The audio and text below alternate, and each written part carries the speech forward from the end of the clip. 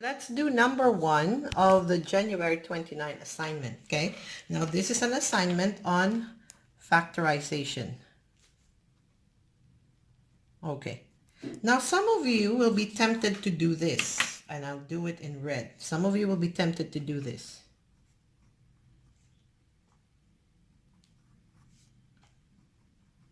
Okay? No, that is not fully factorizing this, okay?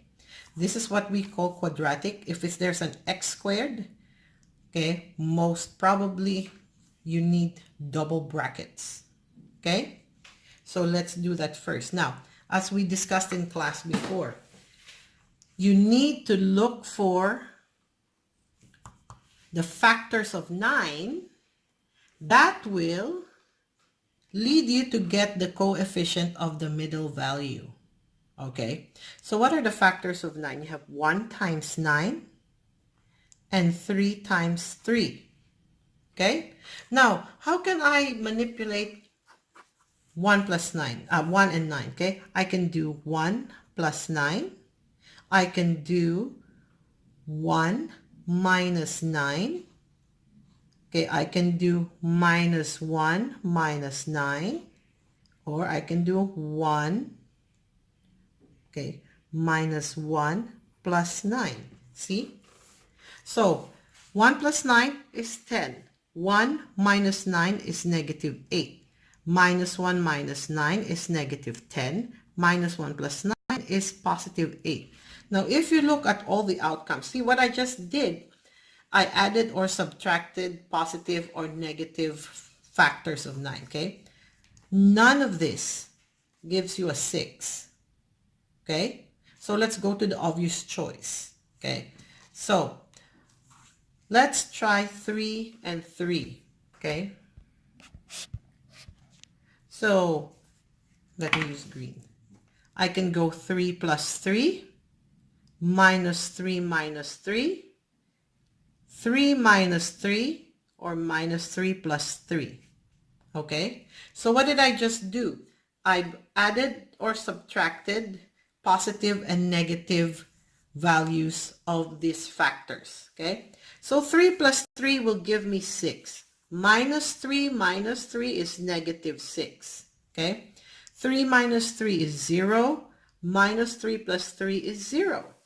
So look at the answers here. Which of these combinations will give you the middle term? Okay, it's this one. Positive 3 and positive 3. Okay, so let's assemble this together.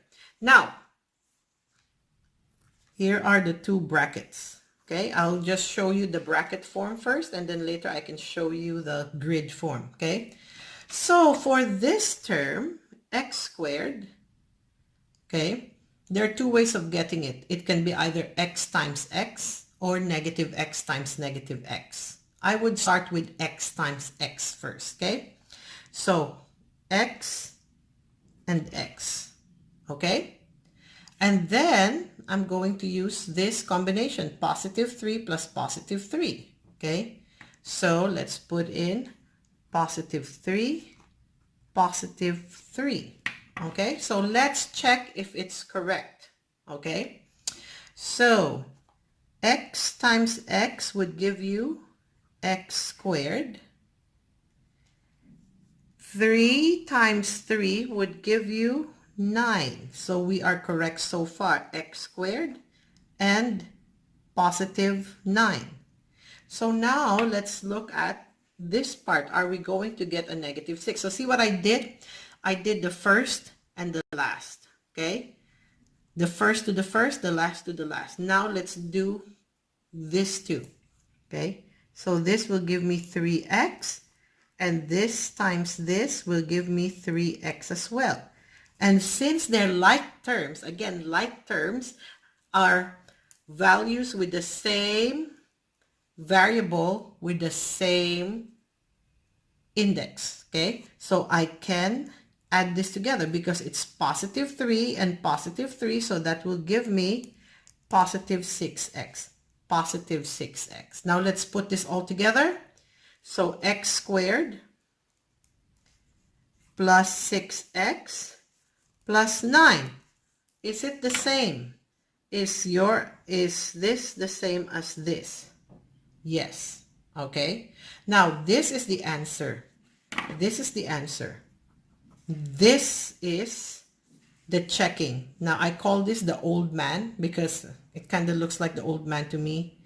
There's the nose, there's the mouth, there's the ears, okay?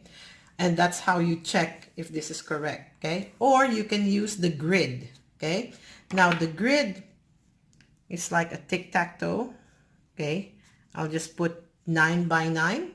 So, x plus 3, x plus 3, okay? So, x times x is x squared, okay? X times positive 3 is 3x. X times positive 3 is 3x.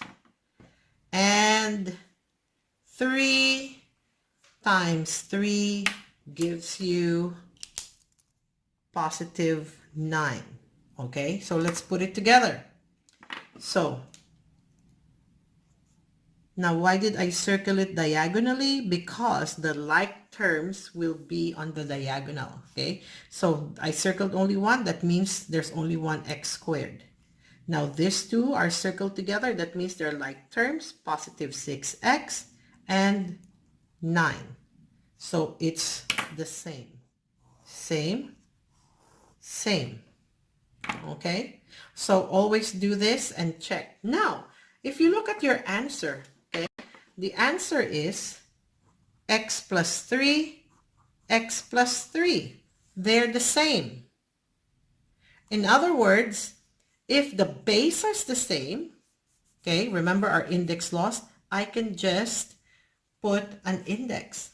And this is equal to x plus 3 squared because they have the same base.